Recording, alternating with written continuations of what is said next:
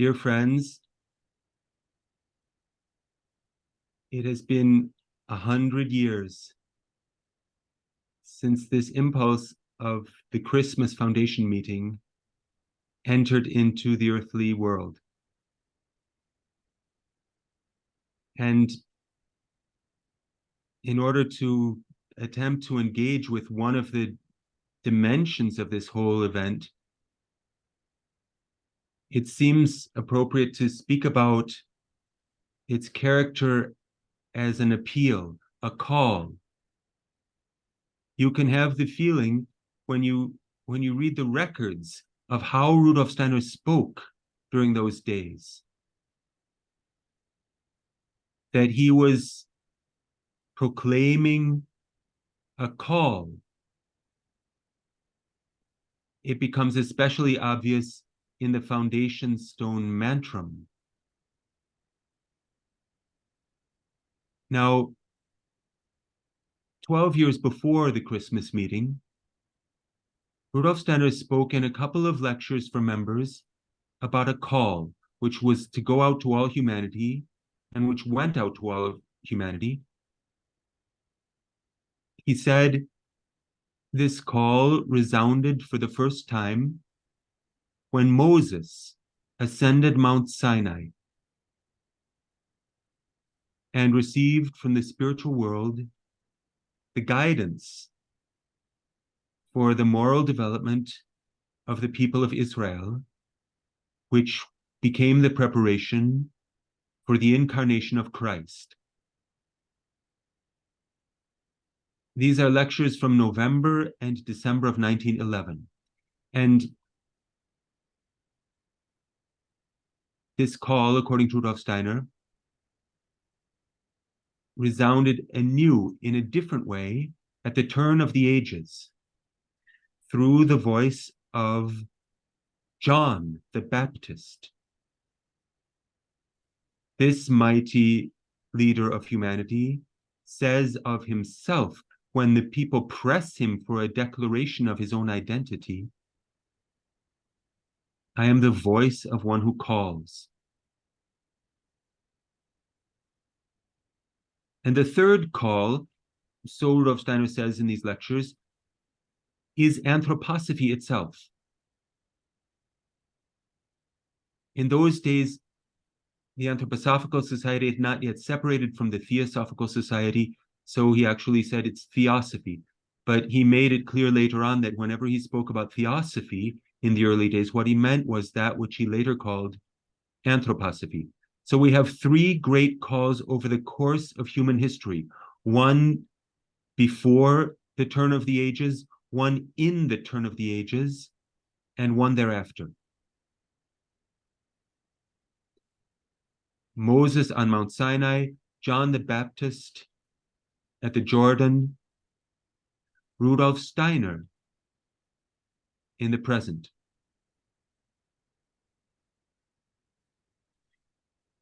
That's 1911. And then just a few days later, Rudolf Steiner spoke in a different way about three calls.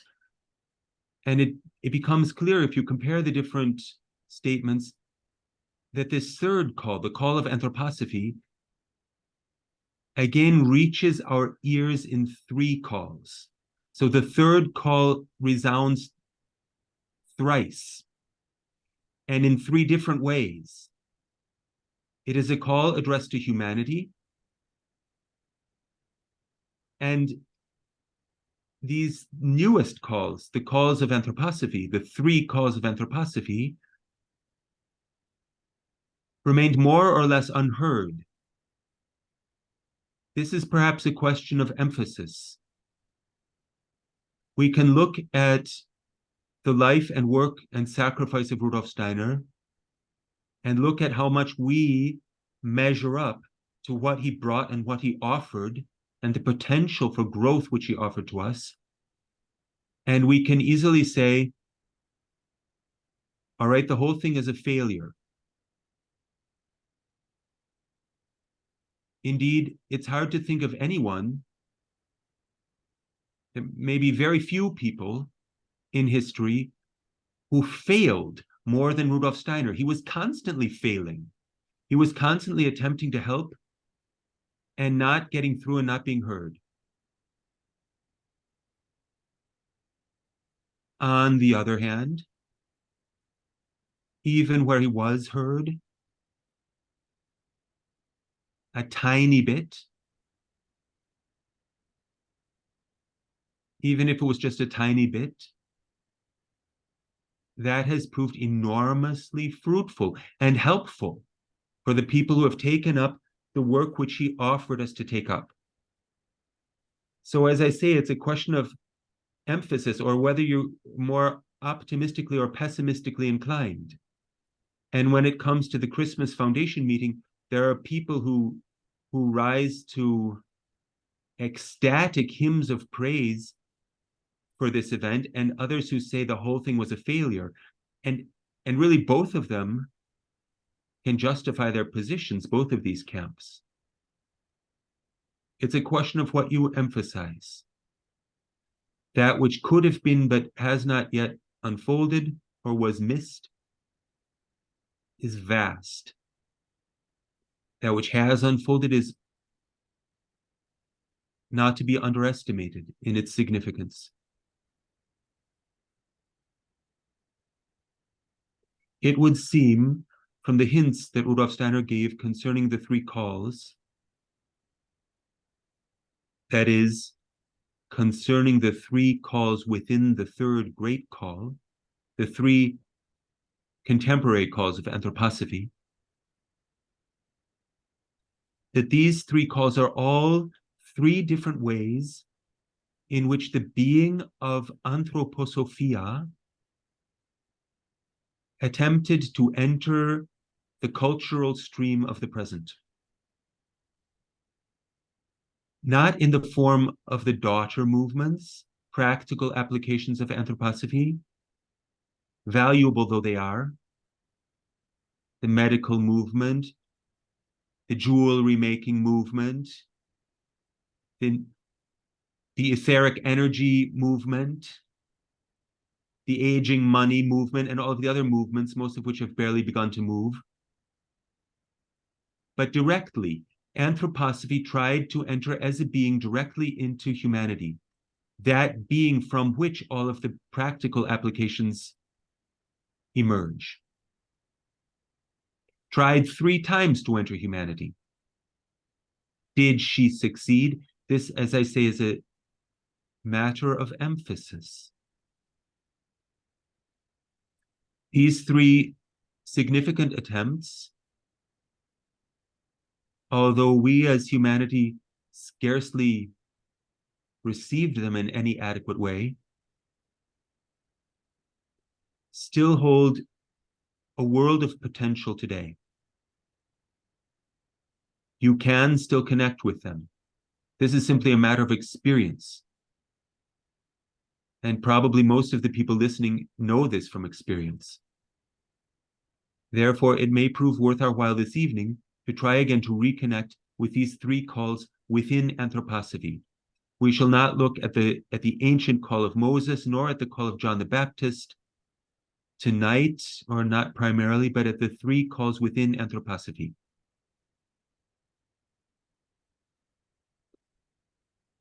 And as I say, Rudolf Steiner only hinted at these 3 things. All right, here are a few of the things he said as hints. The first is an example from a lecture for members given on New Year's Day of 1920.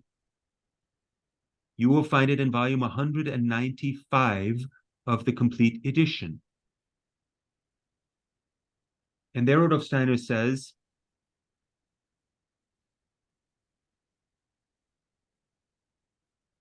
should it not be permitted today, in our earnest age, to offer a contemplation on New Year's Day, to survey these last 3 to 4 decades and to point to how it is just as necessary today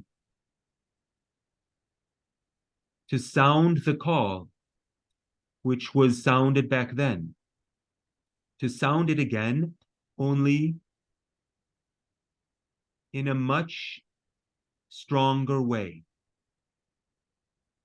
That's just roughly translated from this lecture of New Year's Day, 1920. So he suggests there's a call that was given 3 or 4 decades ago. It's been echoing in humanity or not echoing adequately, and it needs to be renewed today. If you calculate backward from 1920, 3 or 4 decades, that means somewhere around 1880 or 1890. The first of the 3 calls of anthroposophy attempted to enter the cultural stream.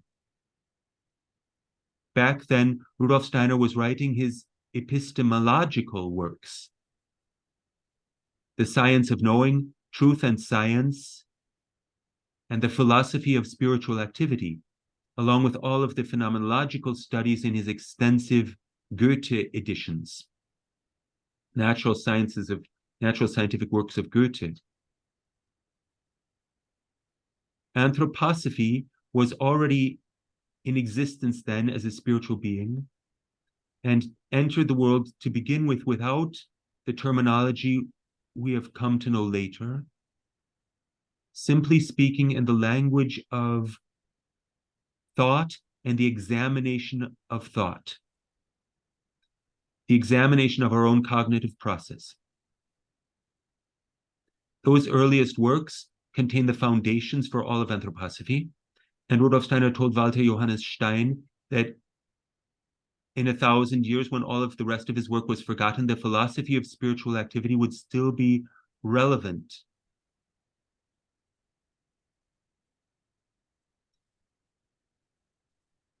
At the Christmas Foundation meeting, a similar hint is spoken out. It's in that first morning address given at 11:15 in the morning on Christmas Eve, December 24th, 1923. And there again, he hints at the time when anthroposophy was first trying to enter the world. He says something about the anthroposophical movement. That's what he calls it here. I'll just quote a few lines of that. Today, more than ever, we can remember that a spiritual movement like the one we encompass with the name of the anthroposophical movement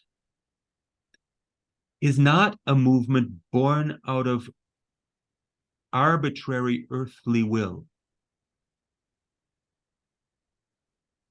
And with that, I would like to begin right at the beginning of our meeting by calling attention to this, that it was precisely the last third, precisely is a bad translation, that it was the last third of the 19th century when, on the one hand, the surging waves of materialism were rising high, and when, in these waves of materialism, from the other hand, from the other side of the world, a great revelation entered in. The revelation of something spiritual, which he who has a receptive heart and soul constitution can receive from the powers of the life of the Spirit. the revelation of something spiritual opened up for humanity, and not from earthly arbitrariness, but in following the call that sounded forth from the spiritual world,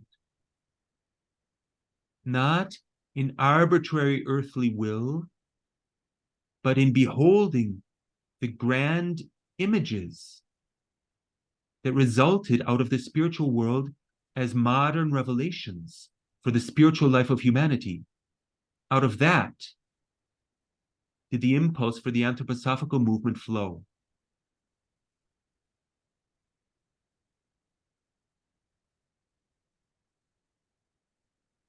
So here too we have the indication about the timing. This impulse, which came as a call out of the spiritual world, entered in the last third of the 19th century. That is roughly the time when the age of Michael begins, the regency of the Archangel Michael. And it is again the time when Rudolf Steiner begins to work publicly by calling our attention to our ability to observe our own process of knowing. And if you go back to the original edition of the Philosophy of Spiritual Activity, the 1893 edition, and read the opening sentences, they read like a manifesto. Rudolf Steiner removed them for the later editions, but in the first edition, he began with a fanfare. The cult of the individual is now striving to become the center of all of our life and all of our interests. And he goes on for a couple of pages exalting the individuality. In 1918, for the second edition of this book, Rudolf Steiner said that these sentences seemed quite unessential today. Well, if you read them, they're anything but unessential. But evidently he means that with the war, something has changed. The first call has already begun to go unheard. And he doesn't therefore discard it. The book as a whole is not unessential. On the contrary, he reprints it. But the first attempt to enter the cultural stream cannot be called a resounding success. And so it is with all three of these calls of anthroposophy. They all fail, more or less miserably. And yet they all bring blessing, which is very much relevant today as well, as anyone who has worked with these early epistemological works can confirm. The second call within the great threefold call of anthroposophy comes when the artistic work begins. It is the artistic work. The anthroposophical art impulse, or the impulses in all of the different arts arising out of anthroposophy, they begin, let's say, to give a general date, 1907, with the Pentecost Conference at Munich. And within a few years, Rudolf Steiner is trying to bring this second attempt of anthroposophy into a more conscious, earthly form in which it can be carried by a special group of people who try to elevate their consciousness by its self-transformation in order to be the bearers, the most immediate bearers of this new way in which anthroposophy is entering the world. The first way, by pure thinking and the examination of thinking, is still available and is still relevant. The second way is beginning. Rudolf Steiner gathers a circle of people who by their karma are especially prepared to carry these artistic impulses.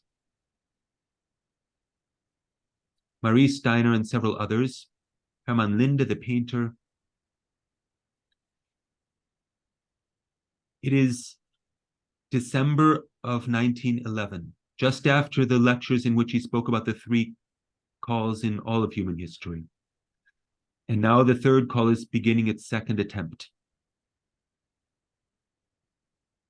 You can read the notes, which are incomplete, that different participants took about what Rudolf Steiner said on that occasion in volume 264 of the complete edition. It is the address of the 15th of December, 1911. I'll read just a few lines of what Marie Steiner noted. She says, among other things, he emphasized that the content of this lecture was quite independent of everything that had been given previously. He said it was, so to speak, a matter of a direct communication from the spiritual world. It was like a call, he said. A call brought to humanity. And once it is brought, there is a waiting to see what echo answers the call. He said that such a call occurs as a rule thrice. If the call goes unheard, even the third time, then it is retracted for long ages back into the spiritual world.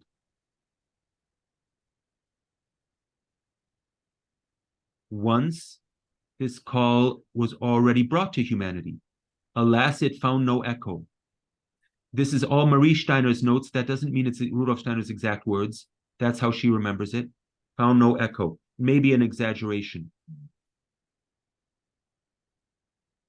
Or maybe it's correct and there was simply no echo. This, he said, was the second time. It's a matter of purely spiritual things. With every failed attempt, the conditions become more difficult.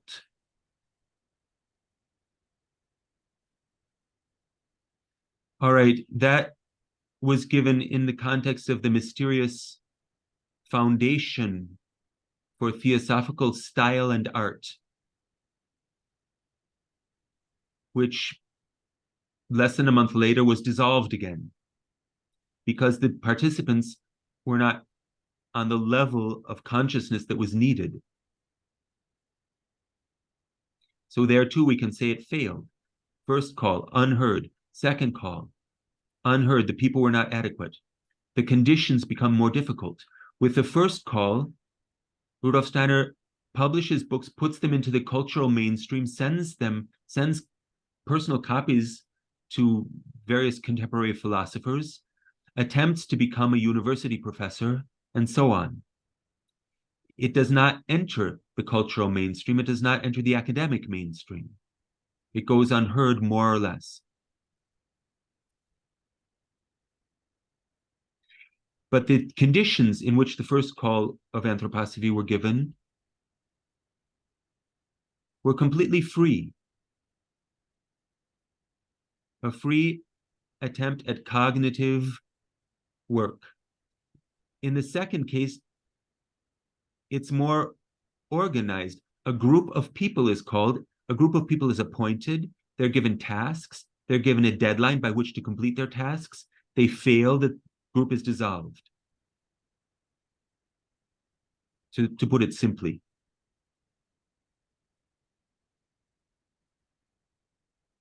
The being of anthroposophy is connecting more deeply with specific human beings, but that also means that she cannot flow freely in her own essence. In this sense, we could attempt to understand the law that Marie Steiner reports on, that the conditions become more difficult. Later, Rudolf Steiner wrote those wonderful letters to the members, encouraging us in our anthroposophical group work and in the work in the branches. There's a wealth of practical information. It all sounds quite simple. It's rather easy to read, but it's profound when you try to work with it. And in the first of these letters to the members, he says that the art impulse of anthroposophy arises independently of the cognitive dimension. It arises from the same root as the conscious cognitive work, but it's an utterly different way of working. That seems to me to resonate with the report by Marie Steiner about the founding of this Institute for Theosophical Style and Art, that it was independent of everything which had been given hitherto. This second call, like the first, can go unheard, but still be relevant. We have, during the Christmas Foundation meeting, a remark in the evening lectures. They're published in English under the title World History in the Light of Anthroposophy. In these evening lectures, there's a remark about this, that by gathering together at this Christmas Foundation meeting, we have laid the foundation for a spiritual Goetheanum. At that time, the Goetheanum did not exist as a physical building on Earth, because it had been burned, of course, 1 year prior, and the second Goetheanum had not yet begun to be constructed. And Rudolf Steiner says in this evening lecture at the Christmas meeting, the second Goetheanum building, and I quote, will be merely the outer symbol for our spiritual Goetheanum.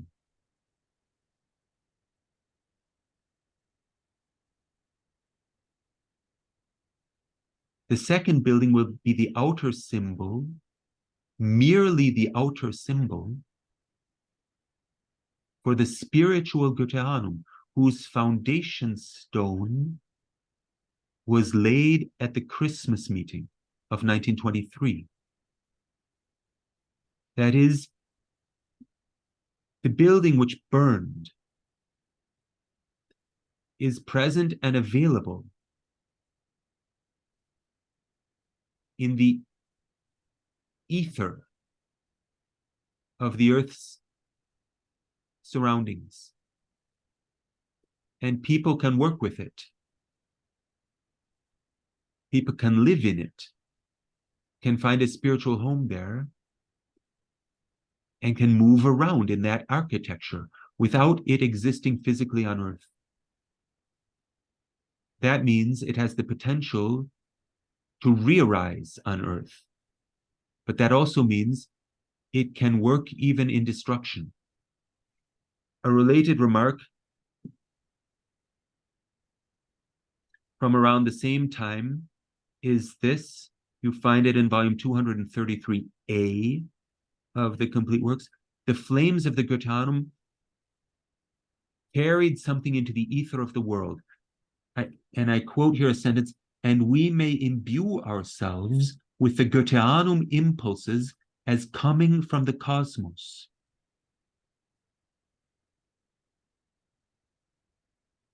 And he goes on in this members' lecture to say that that's the reason there has to be an esoteric trait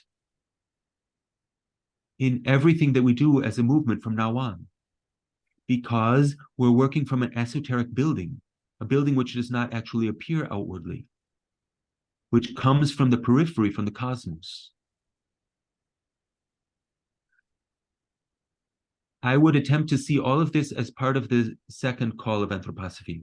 It was largely unheard. It was even opposed. The great central result of the anthroposophical art impulse, the Göttern, was destroyed. It was rejected in that sense on Earth, and yet it remains available as a source of esoteric substance for our movement.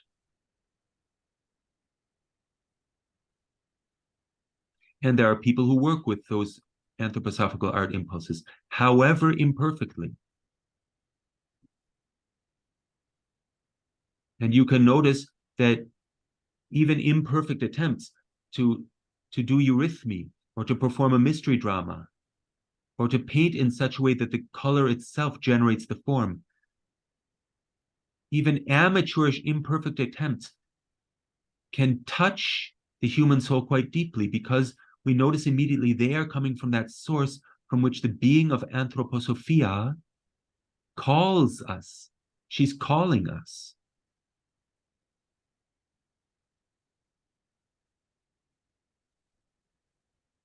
The third call within the anthroposophical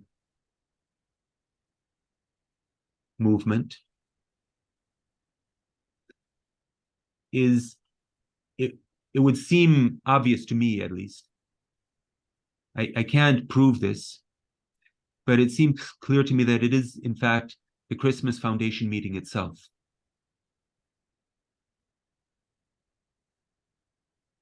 Most obviously, the foundation stone mantram has utterly the character of a call or an appeal. Soul of man, and may human beings hear it. And this quality of a calling occurs 3 times within this mantram, so that we can say the first great call is Sinai, the second is John the Baptist, the third is Anthroposophy, and within the third there are 3. And within the third of the third, there are again 3. 3 calls. So you really have a serious chance to hear it. The conditions become more difficult, but the call becomes more obvious as well.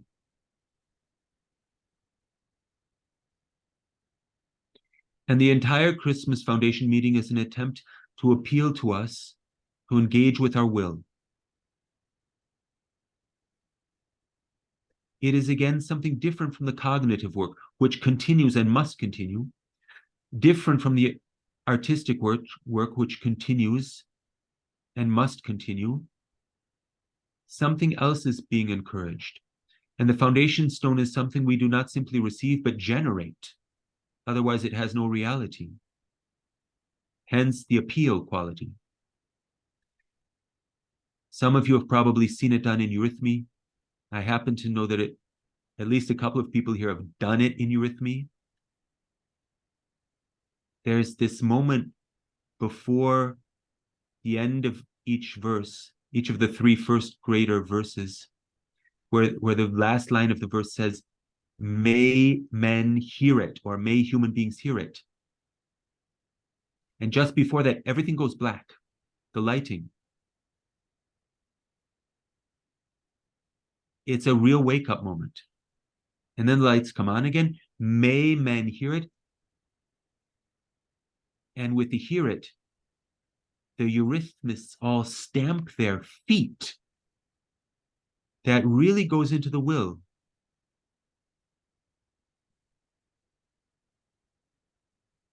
We are invited to create a new social reality at this Christmas meeting, one which should have nothing to do with bureaucracy, anything smacking of a bureaucratic organization. Alles Vereinsmäßige is the German expression, should be kept far away from our society. That's what Rudolf Steiner says at this meeting. He gives statutes, which, however, as statutes, are completely unsuitable for entry into any kind of legal registry, because there's nothing in them about membership rights or voting or procedures or exclusions. It's a soul society of people who share soul interests and soul quests and want to get to know anthroposophy together and see something justified in the existence of a school for spiritual science. An utterly new kind of form, which cannot be grasped with the traditional bureaucratic forms descending as they all do from the fourth post-Atlantean cultural epoch, but needs to be something new in humanity. How do we form a conscious community with people who want to join together to get to know the being of anthroposophia? These are the enhanced difficulties, but also the enhanced opportunities when this being tries to incarnate in a human organization. There was, of course, an anthroposophical society before that, but now the being of anthroposophia, or as Rudolf Steiner also calls it, the movement of anthroposophia, is to be united, fused with the organization of people, the anthroposophical society and the anthroposophical movement shall become one and the same. That's the challenge. Yeah, how are we doing so far in 2023 with this particular challenge? Again, it depends on whether you're an optimist or a pessimist, I suppose, how you answer that question.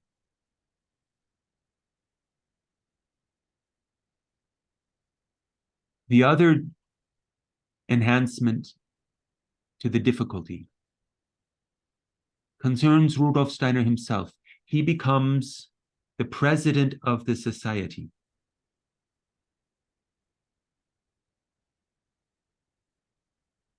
Prior to that, he wasn't even a member. He was the teacher of the Anthroposophical Society. He was connected with the being of anthroposophy.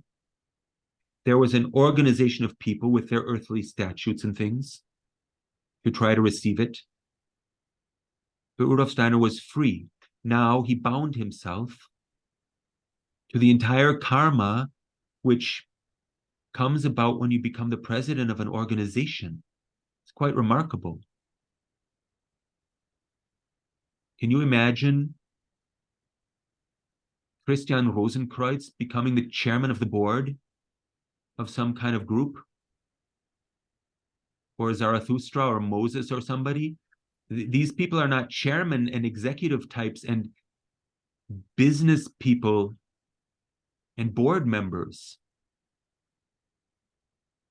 It's utterly unsuited, actually, to the life of an initiate to tie himself to that kind of karma. And for Rudolf Steiner himself, it was a great sacrifice. He really hesitated too. There are reports from the Netherlands from November of 1923 by Willem Zeilmans van Emmichhoven and others, Ita Wiechmann, who say he hesitated and considered just withdrawing and doing something completely different. And finally, he resolved to sacrifice himself into this earthly organization with all of the foibles attendant upon this karma, which were then foisted on him by the people participating. He revealed that too. When Edith Marion died, the sculptress who created that sculpture of the representative of humanity, along with Rudolf Steiner, she died, and Rudolf Steiner spoke at her funeral.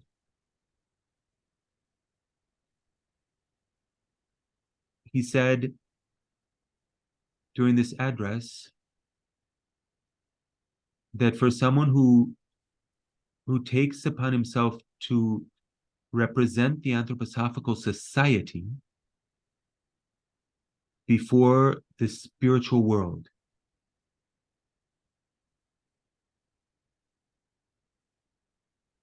something happens during the night. He who represents the anthroposophical movement before the spiritual world, this is Rudolf Steiner's expression. He's talking about himself, right? I'm not quoting verbatim, but the gist is like this. He has the responsibility of stepping before the spiritual world every night and taking responsibility for everything that was done in the name of the Anthroposophical Society on Earth. And people work in the Anthroposophical Society, and they think that they're working selflessly out of the devotion to the cause, but unbeknownst to themselves, they mix in whatever personal ambitions and aspirations live in the bottom of their souls. And this creates horrific backlashes. This expression I am quoting literally, which strike him who has to take responsibility for all of this, namely Rudolf Steiner. So we can imagine, or perhaps we can't, what that means for him to stand in front of the spiritual beings and bear the brunt of all that is thrown into turmoil in the spiritual world by the way that we work in this newly founded society, because he's now the president.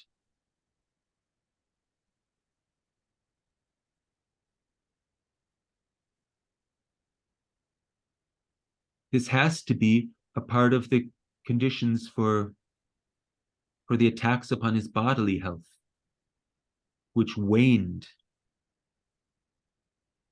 from then on. It's not the only reason, but I'm sure it's quite essential.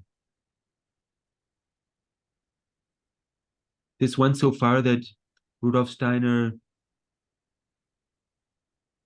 appeared in court, for example, one time when one of the overzealous members had written something to protest the slander that Rudolf Steiner was constantly exposed to. But this member had gone a little too far in his zeal of counterattack and got sued. And Rudolf Steiner himself went to court and paid the fine.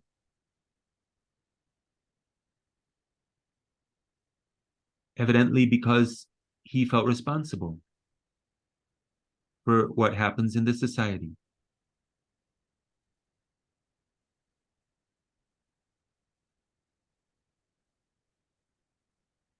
Now, all of these variations of the call of anthroposophy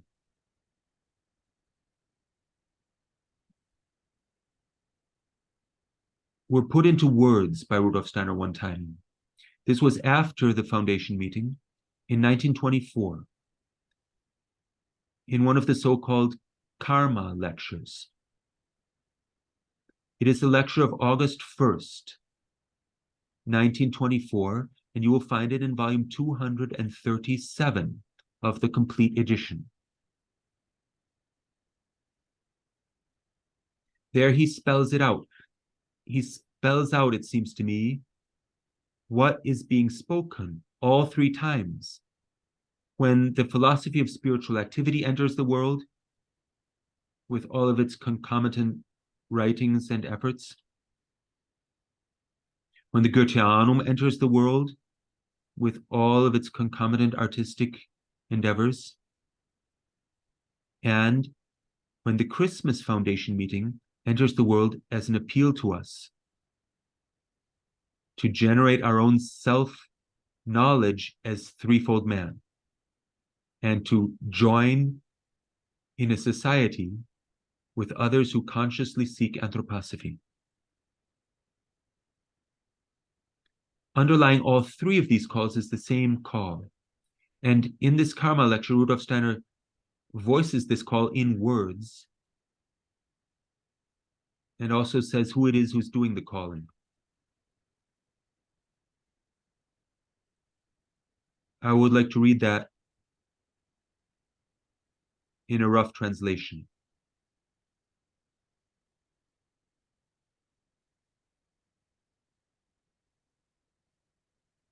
The bumbling, insufficient, often horrific beginnings of modern natural science,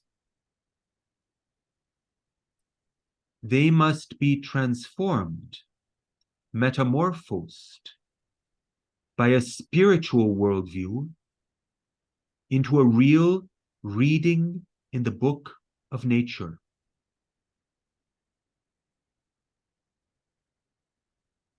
I also believe that the expression about the book of nature comes up at the end of that book, Mysticism at the Dawn of the Modern Age and Modern Spiritual Life. From the beginning on, the anthroposophical movement had this shibboleth. From the beginning on, that was an appeal to those people who now were to hear the voice of their karma, more or less unconsciously and darkly. They were to hear the call. My karma is affected and taken hold of by that which resounds into the world as the message of Michael. I have something to do with that by way of my karma.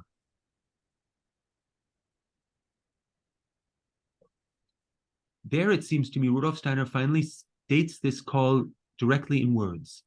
And he reveals that it is a call issuing from the Archangel Michael. And he quotes it. My karma is affected and taken hold of by that which resounds into the world as the message of Michael.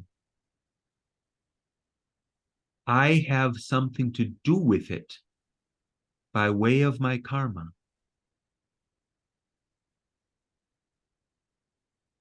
The calls mean we are being called. And we are being called by our own karma.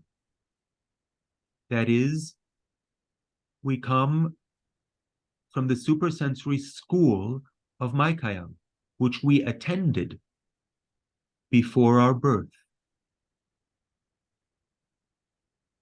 and which ended with the cosmic ritual under the guidance of Michael to prepare those souls who were getting ready to incarnate, beginning with the end of the 19th century, and to found the anthroposophical movement on Earth.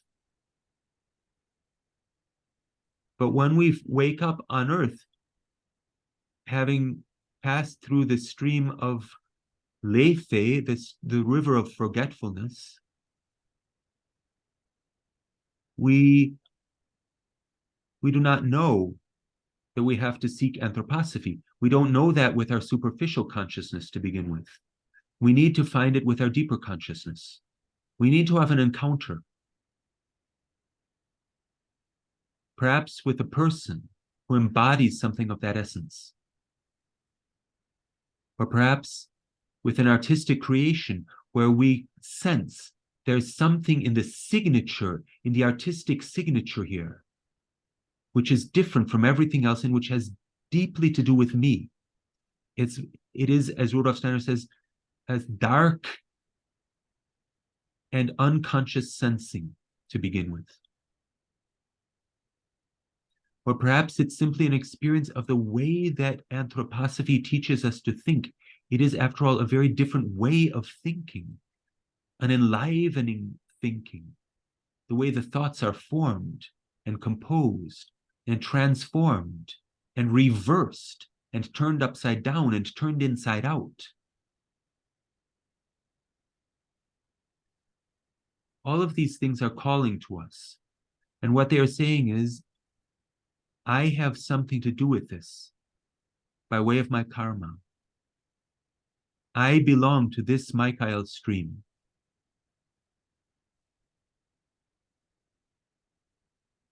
The Christmas Foundation meeting is an attempt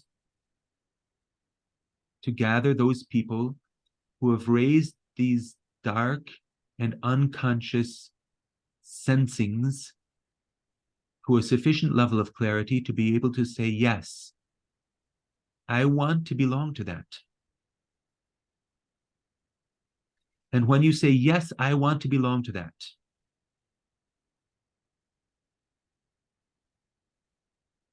you're saying yes to all of the other people who want to belong to it. Now we belong to each other. All of the other people have a lot of mess and flaws and personal ambitions, and they appoint the wrong people to be in charge of things, not infrequently, and that you can be disappointed and disappointed. Consequently, many people have simply left in disgust. They've quit the society. It's an understandable response.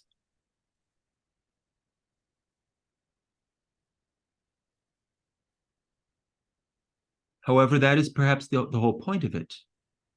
Rudolf Steiner also went into this, and not out of some dark and semi-conscious sensing, but wide awake, and took all of that imperfection, mountains of human imperfection, upon himself.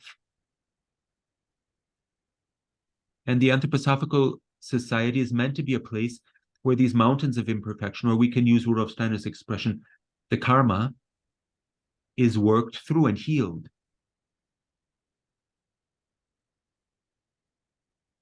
Not by joining the same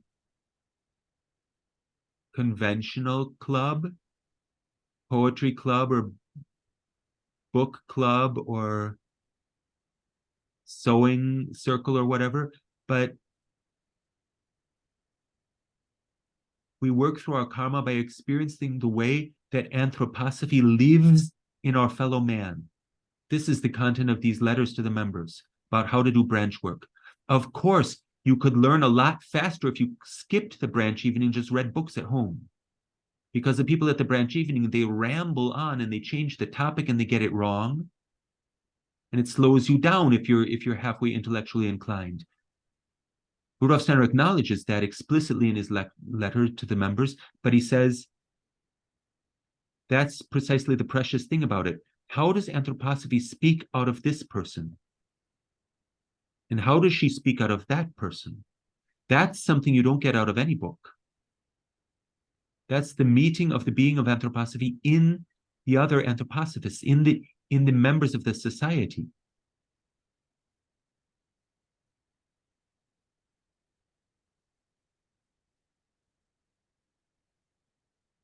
The third call of the third call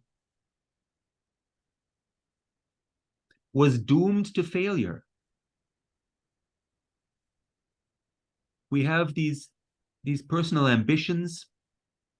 Rudolf Steiner goes up every night to the spiritual world and receives the punishment, if I may use that expression, the result.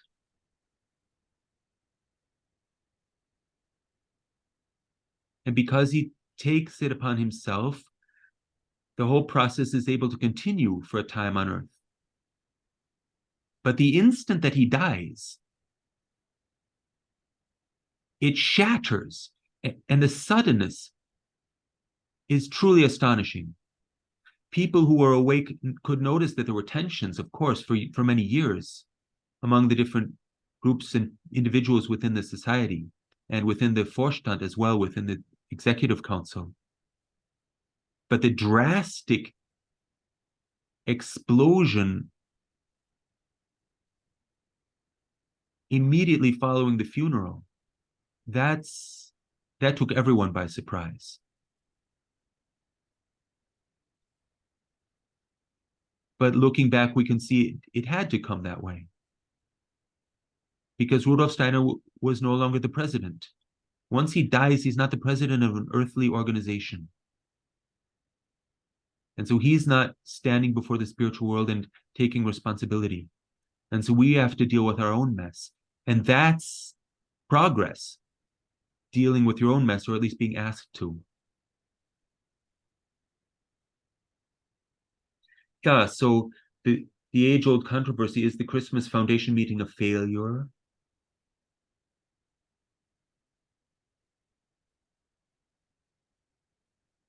It depends on how you look at it. Certainly, experience shows that working with these things that were given to us as challenges at that meeting, and working with the meditation, the enormous meditative verse creation of the so-called foundation stone,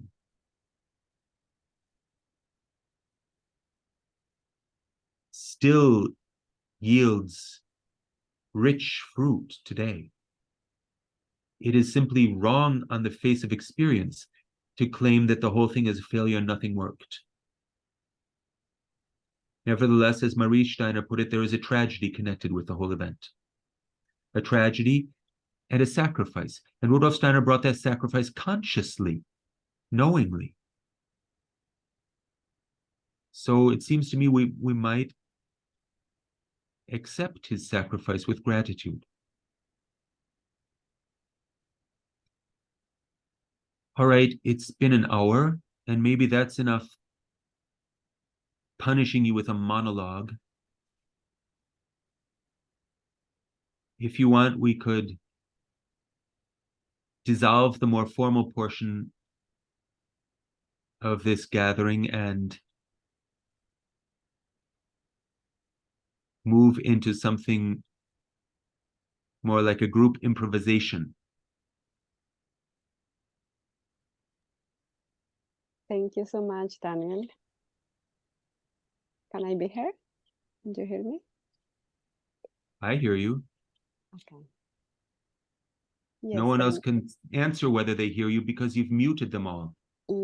I will.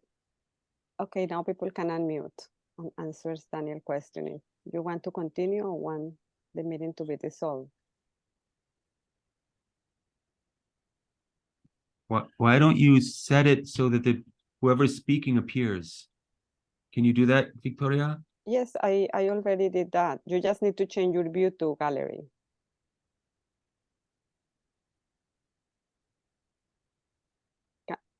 Can you see everyone? People can talk if anyone has a question. There was one question that was sent to me, Daniel, from Nigel and Lori, and it is there a specific technique for being able to connect with the etheric Goetheanum to walk around it, in it?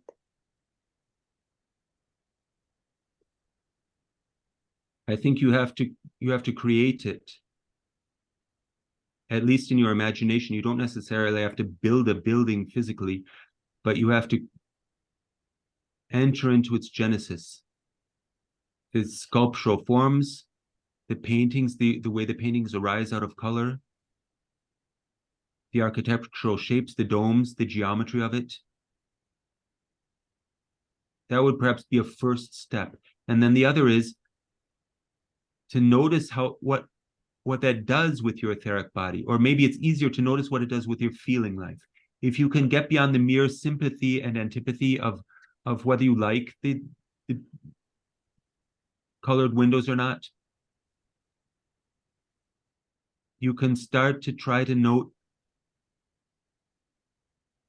what kind of movement does it create in me, which is different from the movement I get when I look at Rembrandt, say, or Raphael, or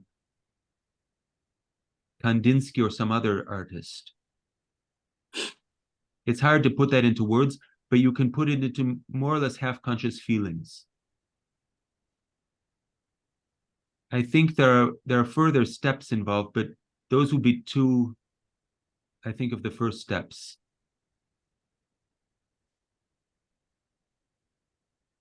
Thank you.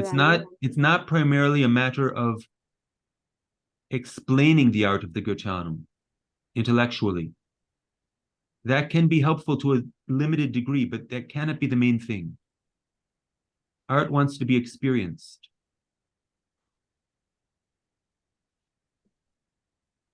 Daniel, I'd like to ask you two questions. The first is, what you said about Steiner taking on the karma of the society.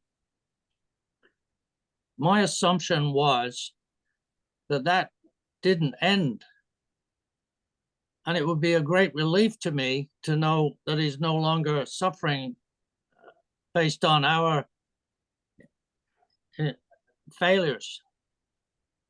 But I can't really believe that. So maybe you could say a bit more about that. The second question is, he talked many times about what it took for him to provide something was someone asking for it. And so maybe this whole thing about a call should be more of an invitation. What do you think about those two things?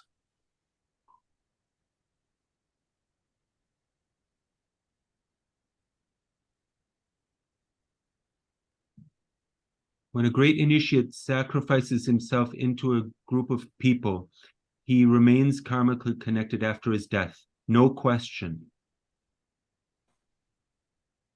On the other hand, when he dies, he's no longer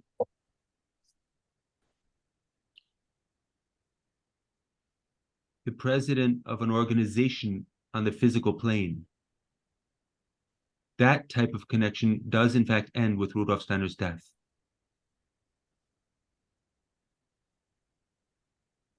And just on the surface of it, it seems clear to me that we have been asked to face all kinds of open disasters in our beloved society from 1925 on. And we're being asked to deal with that ourselves. I don't want to say he refuses us any help or anything like that, but you can fall into an unhealthy, one-sided, passive attitude. Not that I'm suggesting that you have this attitude, Leon, but one can fall into such an attitude if one says, all right, well, he's just carrying our karma, and so that's good, so we don't have to do it. That cannot possibly be the Christian reality of karma. But he is and remains our friend and helper. That seems clear. Yeah, for me, it's been, an extra impetus, not a means of relaxation. Thank you. I think he would approve of your attitude. So what about the other thing? Is it I've been involved with this work since 1970, and every attempt I've seen to bring it to the world has basically failed. And we don't seem to have found the right leverage. Archimedes talked about, find me a place to stand and I can move the world, because with an appropriate lever. And we don't seem to have found that place. And to say, try to impose threefold social order or anything like that, it doesn't work. So maybe we need to be more listening for what's wanted and needed. But I think it's interesting what you said, Daniel, about living into the difficulties, and that's part of the stream of anthroposophia, that somehow there's a connection you said there. And I wanted to ask you that we're meant to be, we can either stay home, which most of us do, and study and meditate. But how do we go out into the messy world with our messy selves? And that is part of what we're meant to be doing, is not just isolating ourselves. That to me seems like a failure. That seems to me the worst that one can do. But how do we do that? And nobody can answer that. We have to ask ourselves that, really. But that it's part of the path to have to deal with the evil within ourselves and in the world. We have to meet it and work creatively with it.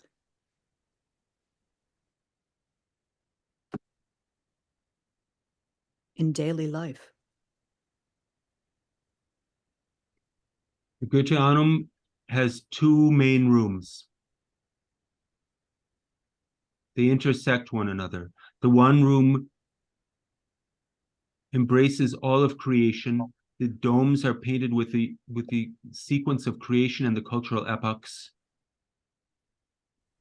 The dynamic metamorphosis of the circling planetary evolution is revealed in the progression of the columns with their capitals and bases. And the other room shows the inner side, the inspiring beings working through humanity. It's the auditorium space and the stage space, an inner space and an outer space, and they interpenetrate. These two need to breathe. And we cannot work into the world if we do not transform ourselves. The world, or any healthy person, must reject an individual or a group who comes along and says, here's the correct program, you should implement this program. If, on the other hand, we as anthroposophists are ourselves in a healthy evolution, that will have its effect.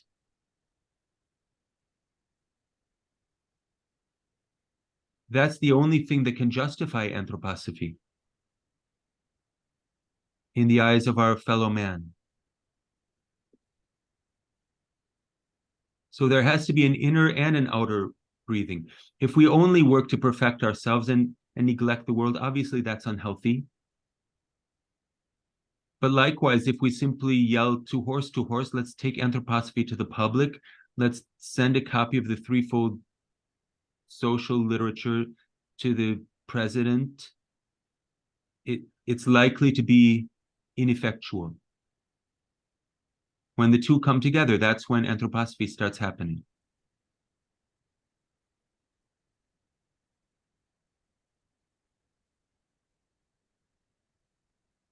Daniel, I just have a comment on what's been said so far, but I also wanted to get a question in about when you mentioned Moses and Sinai, and as a first call,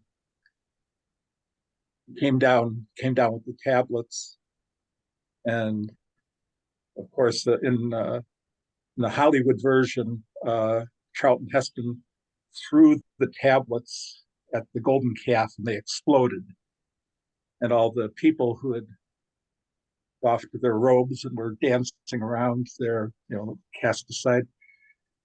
And Moses supposedly, went back up the mountain to get the tablets again.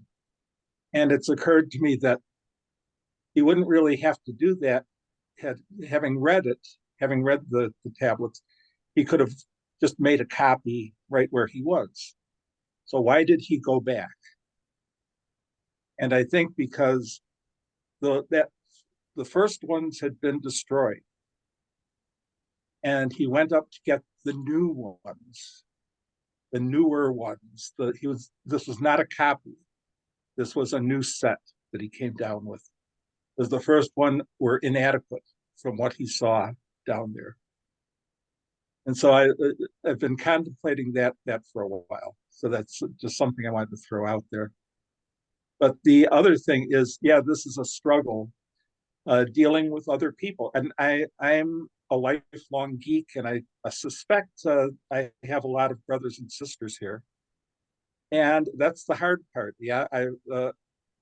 Now that I can attend a lot of study groups, working on some social graces, not doing the one extreme of locking yourself away in your home or running down the street with a flag, but rather social graces with each other and being able to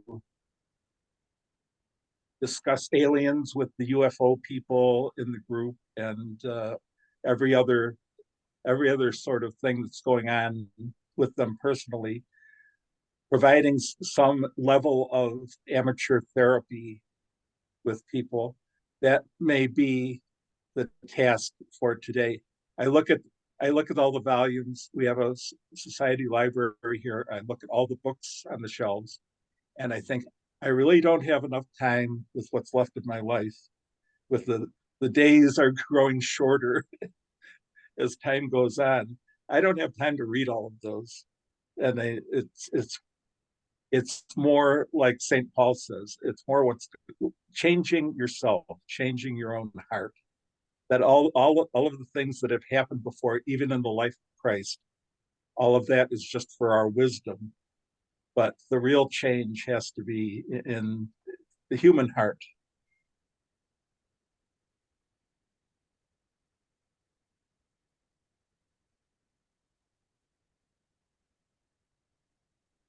Beautiful. You are getting old, Tom. If you watch Charlton Heston, that really dates you. Who even knows that movie? But I think I could play the role.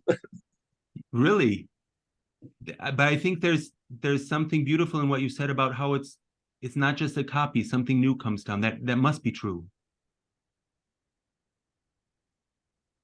Every time something fails, and karma brings us a new opportunity, it always becomes more difficult, but it also always becomes richer.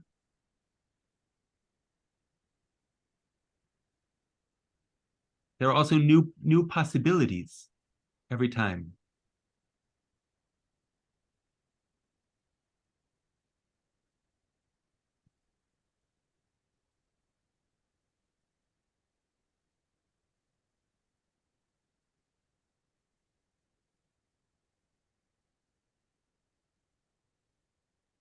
Thank you, Daniel. And thank you for the question. Joanna and Paul raise their hand. Do you want to ask a question, Joanna and Paul? Oh, yeah. Hi, Daniel. Thanks for the lecture. It was great. Just an observation. When you mentioned about Rudolf Steiner taking on all the problems of the society as the president of it, and you said it's not really suited to someone like him, an initiate. And I can imagine there's an awful lot of people who wouldn't feel very suited for that, to get involved in all these messy little problems. But it just, and then when you brought on the problem of answerable to the spiritual world constantly for this, it just struck me as, just like a Christ-like gesture on his part, and one that we should be profoundly grateful for. I think for that and everything he did, and to keep it in our minds, fairly often, I think, if not nightly. Anyway, that's all I wanted to say.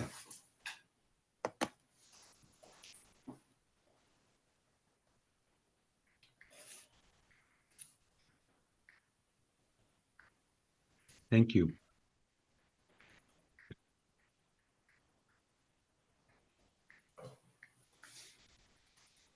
Yeah, go ahead, please. Yeah, You can ask your question. thank you. I'm just taking us back to the previous comment, because suddenly I realized that what we call failures very often are in themselves an opportunity to close a chapter that needs to be closed and open a new door to allow the future to become the present.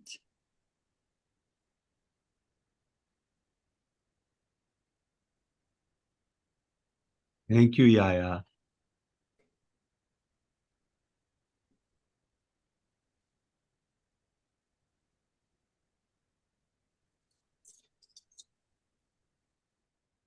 Go ahead, Yes, people can unmute, but Daniel said that we can have a conversation.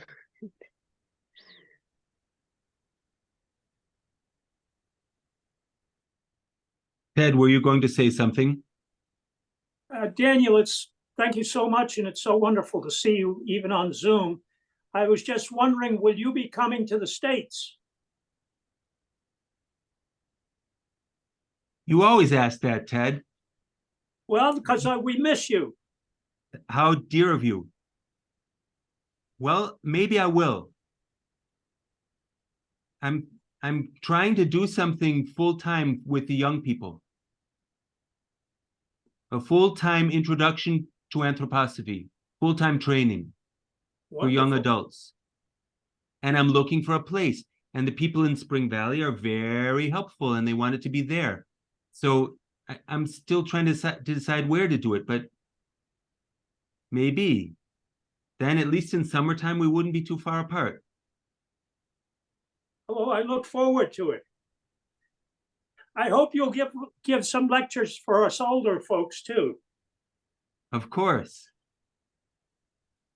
Thank you. Thank you so much.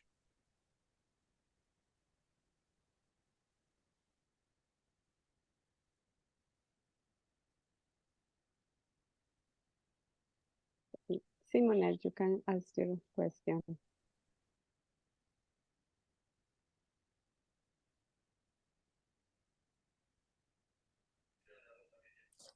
Hi.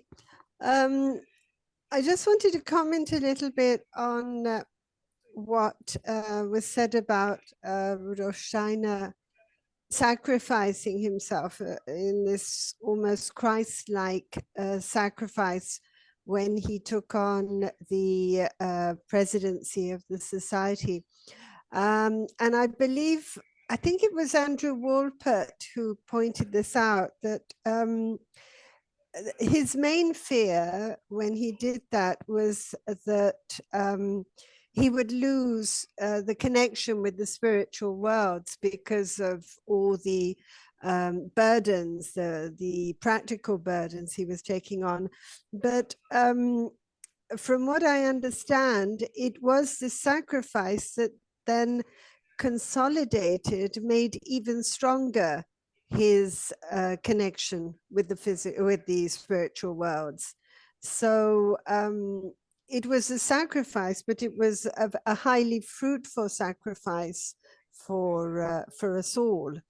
And certainly the connection that an initiate has with the spiritual world didn't get any weaker because he was in a way withdrawing into more material, practical, a more practical realm.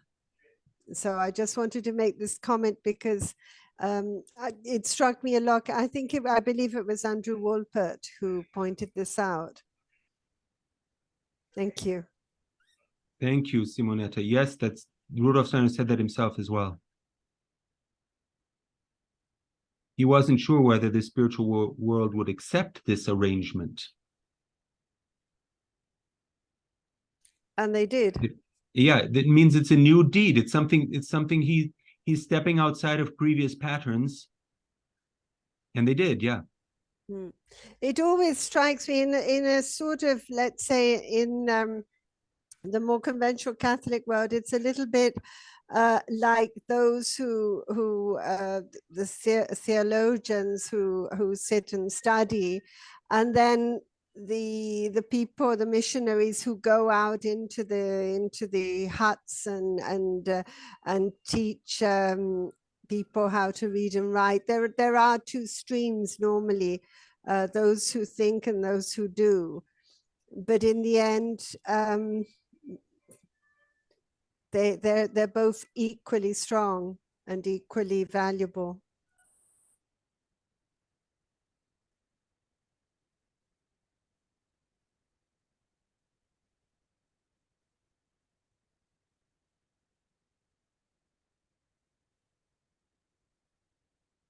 Especially if they collaborate.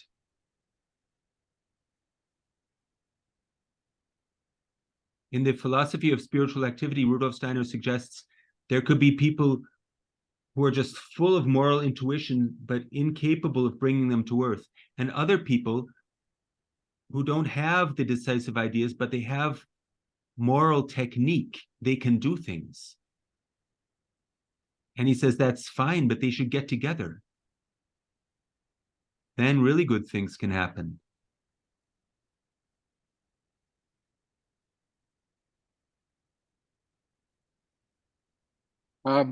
I think it's interesting to ask oneself, who are the people who are going to take the initiative and take this forward? And I think that part of the answer to that is, it's not just going to be anthroposophists. There are a lot of people who are spiritually inclined, but don't know it.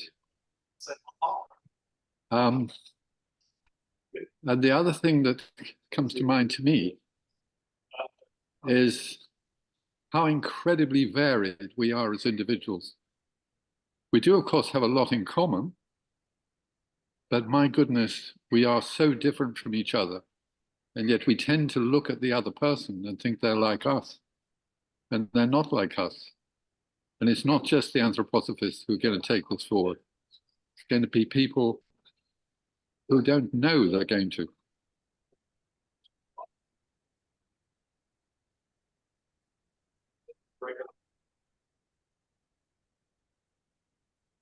Do you mind if I add a comment to what Jonathan just said?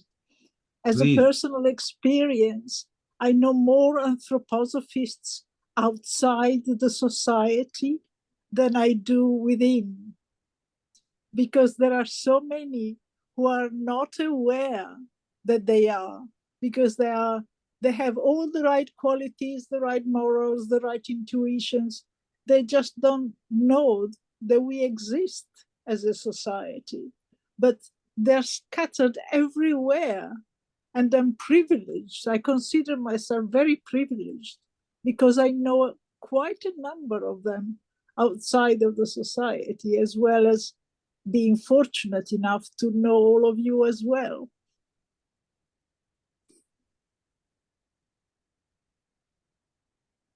Well said. Well said, Yaya.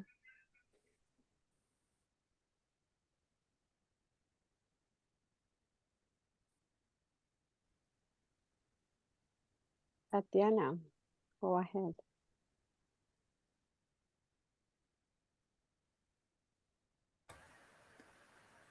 Yeah, I would like to ask, now, 100 years after, do you see special opportunity to get near this impulse and bring it into to the earth? Do you see in this rhythm an opportunity? That's the question, yeah.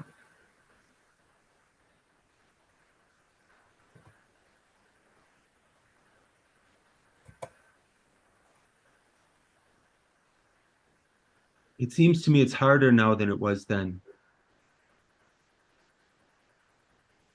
Something arose and blossomed, and Rudolf Steiner predicted a culmination toward the end of the century.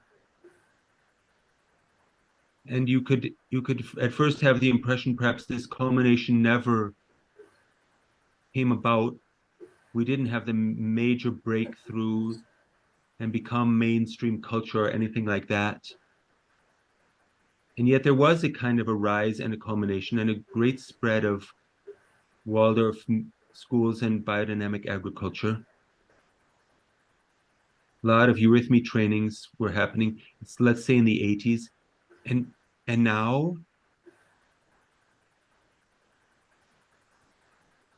there's this strange vanishing.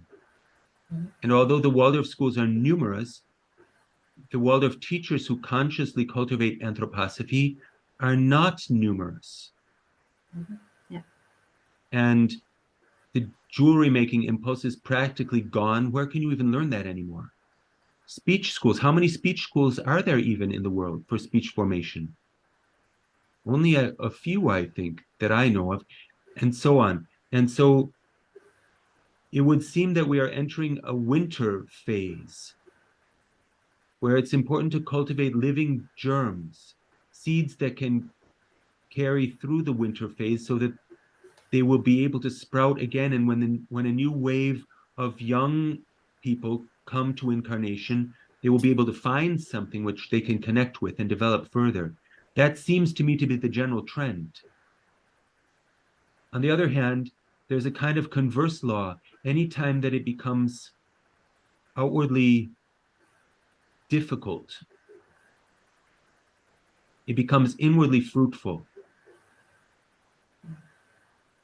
And the inner work, it's an illusion to think, oh, there are only a few of us and we're failing and we can't do anything. That's an Ahrimanic suggestion, which we find screaming at us between the lines of all of the news reports constantly. The world is hurtling toward an abyss, and you, as the little person, cannot do anything to stop it. That's a lie. And the reality is, the inner work becomes extraordinarily significant. And the efforts which fail outwardly become extraordinarily significant. Rudolf Steiner speaks in, what do you call it in English? Theory of Man? What is it called? Study of Man. There's a newer Foundations of Humanity, I think they call it now. This first course for the Waldorf teachers, Allgemeine Menschenkunde, he speaks about how the will impulses are unfinished when we die. They're always unfinished. Even great people who achieve a lot of success, they take a lot of unlived will across the threshold into the life after death, and that becomes seed force for the future. So it seems to me, and I think you can actually experience this if you try to, that the outer failures and the outer inadequacies carry within them something of a potential that goes deeper and goes farther into the future.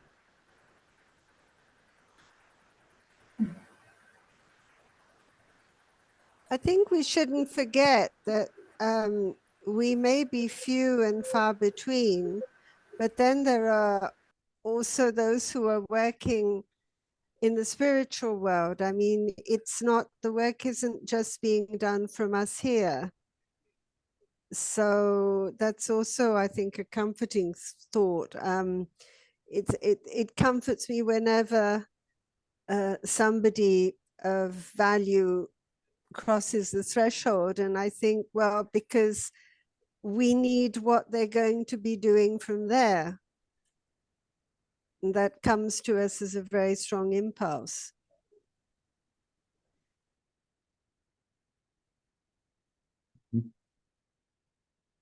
Yeah. Lori and Nigel, go A ahead. few weeks ago, Just a question regarding the picture of the people around Moses and the connection to the first call. Can you speak more about how the people who received the call from Moses have a connection with those who are members of the Anthroposophical Society now? Is that something that you can say, or is that just another group of people who have found themselves able to respond to another call?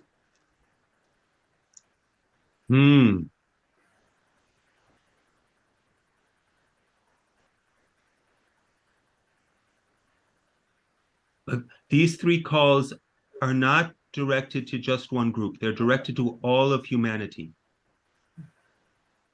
At the Christmas Foundation meeting, it's a limited group who join for that event and are present in the space.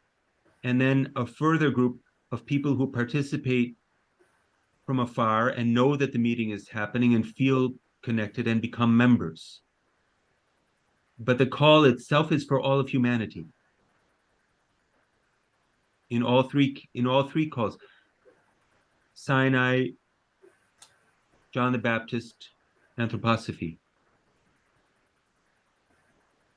And of course, in each case, there's a certain limited number of participants who are present physically and immediately connected with the thing. And that's a karmic question. And I wouldn't claim that all of those people are exactly the same people every time. In fact, I'm certain they're not. It's one thing if your karma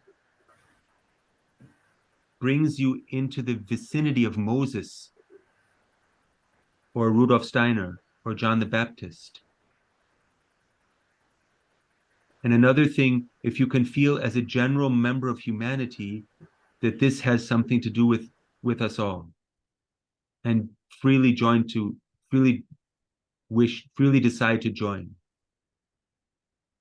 in the spiritual call that is coming. And this progression from Moses, John the Baptist, Rudolf Steiner, these are pretty powerful figures in the evolution of humanity. Sorry. Can you say anything more about that, or?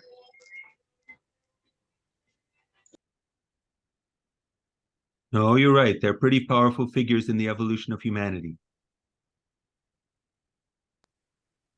Okay. But no more, I mean, is there anyone in between, or can you say anything more about that? There were other people in between, yes.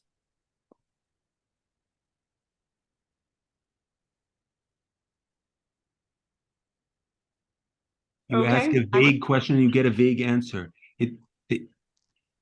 It's not to say those are the only three leaders of humanity, but somehow these are the ones who had the task of calling us, pointing to something.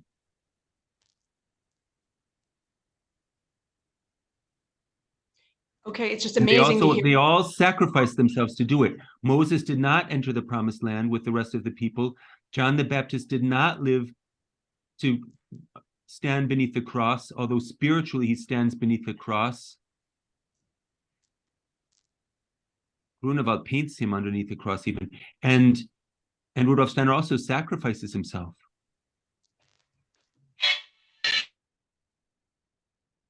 So in a way, they have something in common, but they're not the only ones who sacrifice themselves.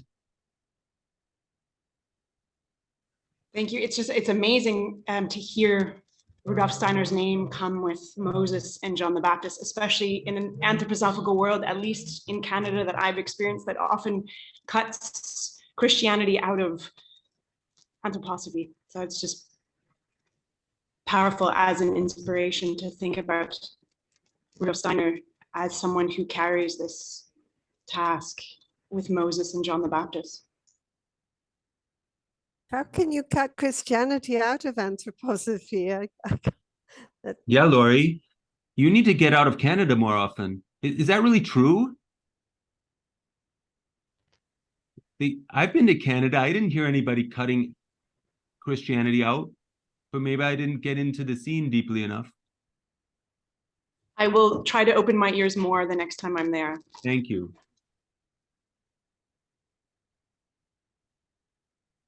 There's a group called the Christian Community. You should check it out. Christian Community, yeah, Laurie. Schon vorbei. Nein, ich habe die Hand abgenommen.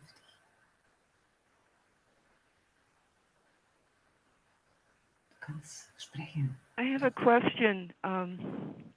This also is a pretty deep question, I guess, but people were speaking about those on the other side working spiritually, working for anthroposophy even, I think. And I would like, does anybody have any examples of how it is that somebody who has died works toward these things? I'm pretty sure Rudolf Steiner is doing his bit. Well, but how? I mean, other people too. How what are they doing? How and maybe it can't be explained because it's in another world. But Looks like a Chicago area code. Is that you, Carolyn? yes, it is.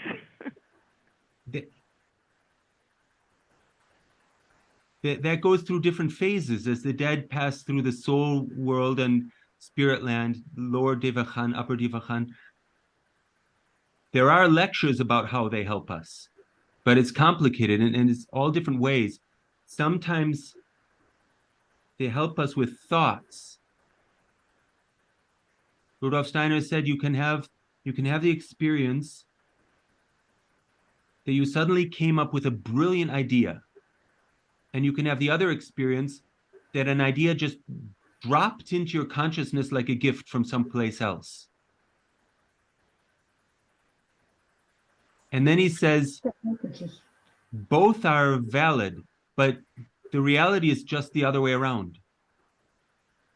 The ones where you thought it was just given to you by grace, that's your own higher being coming up with a thought. And the ones which you thought were your own brilliant invention, those were given to you by the dead.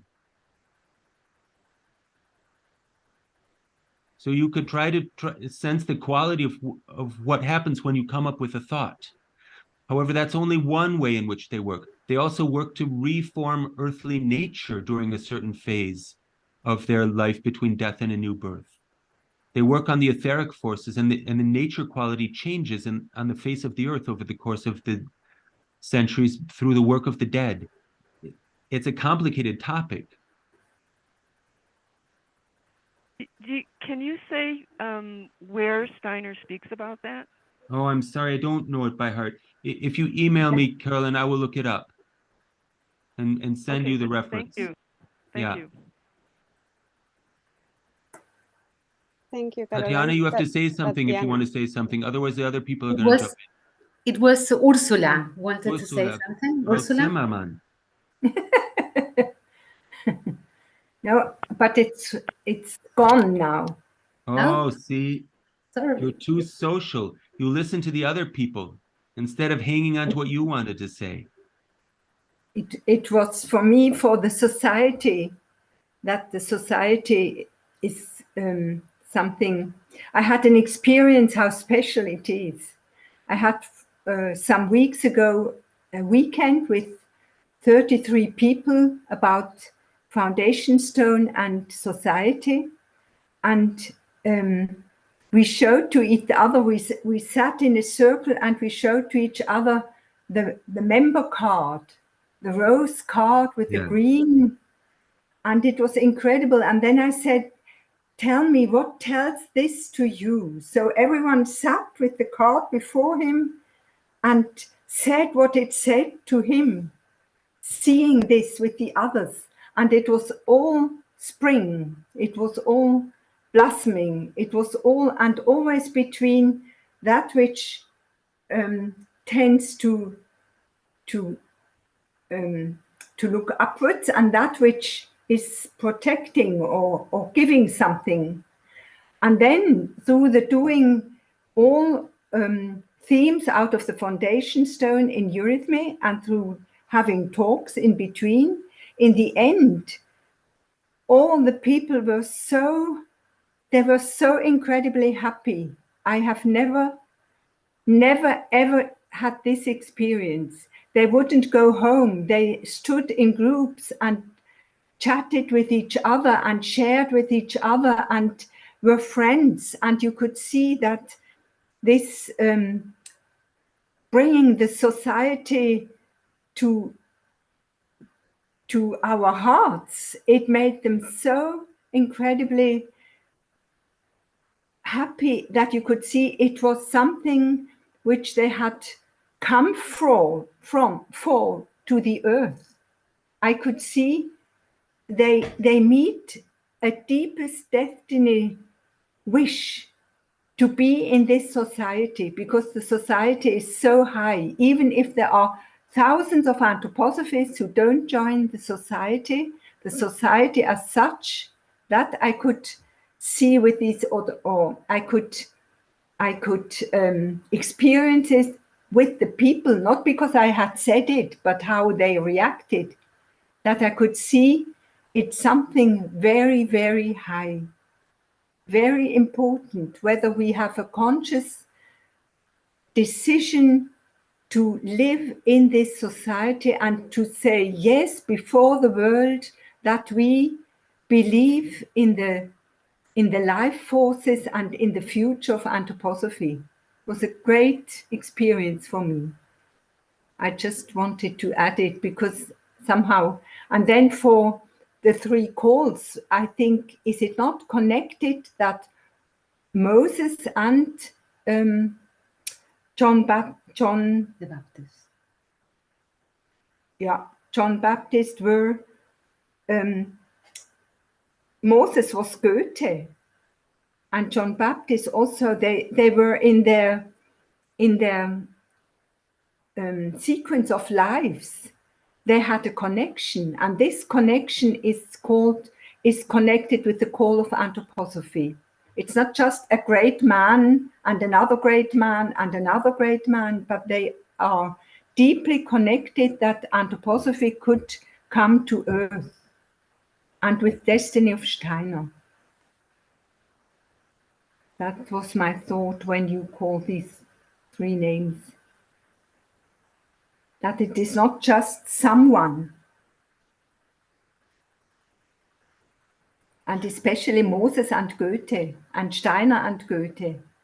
So it's all because you call destiny, it's the highest worlds which create destiny. It's the zodiac which creates the highest hierarchies create destiny.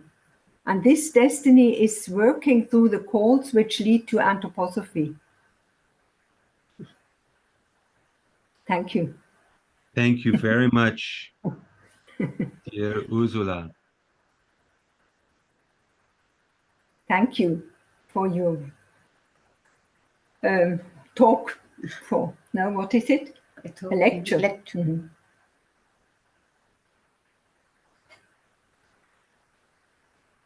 Thank you, Ursula. Joanna and Paul also want to do a question. Yes.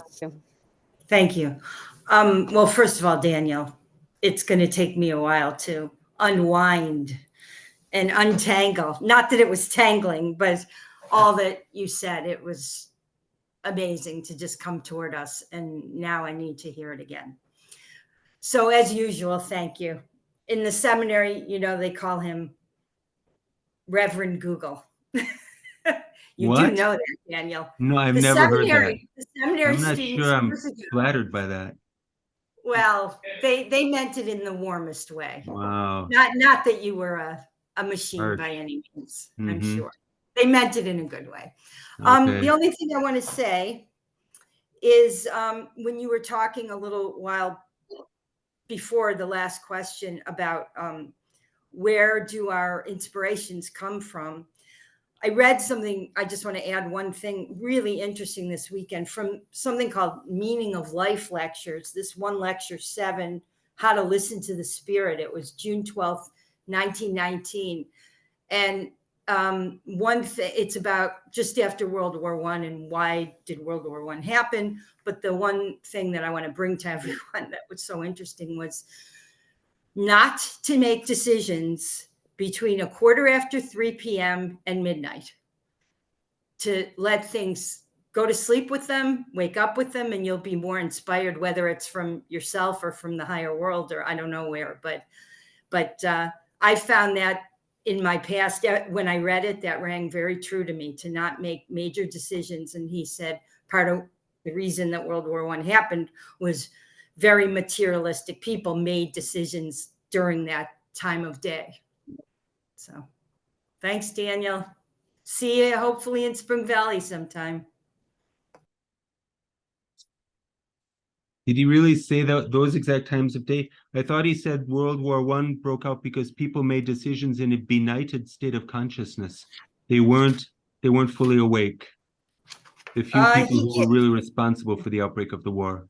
He actually gives those times. He says, yeah. I can send it to you sometime, that part. Thank you. I think he mentioned our astral bodies are extremely empty today, and they get a little bit filled up at night as we sleep. And then as we wake up, he said we should consider it a holy moment because we still have some of that living with us. But I imagine throughout the day it kind of dissipates, and by 3 PM, it's kaput. So I think that's what he meant. Okay, thanks. Thank you, Paul.